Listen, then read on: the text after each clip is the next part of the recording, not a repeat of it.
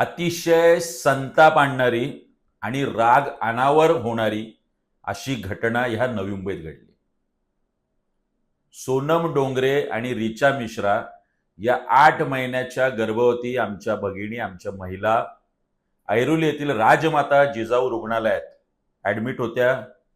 तिथे डॉक्टरांच्या इंजेक्शनचा दुष्परिणाम झाला आणि त्यांना वाशी इथल्या मनपा रुग्णालयात आणण्यात आलं. तिथे सोनम डोंगरे या आमच्या भगिनीचा मृत्यू झाला.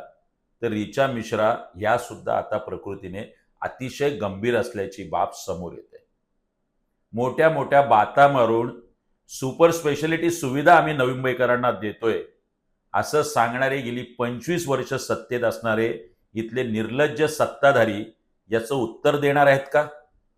पालिका प्रशासनात आरोग्य विभागात असणारे आणि या महापालिकेचे आयुक्त याचं उत्तर देणार आहेत का?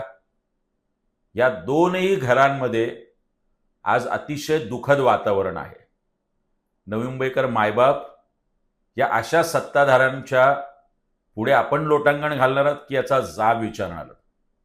योग्य ती कारवाई झालीच पाहिजे आणि याला दोषी असणाऱ्यांवर गुन्हा तात्काळ नोंदवला गेला पाहिजे.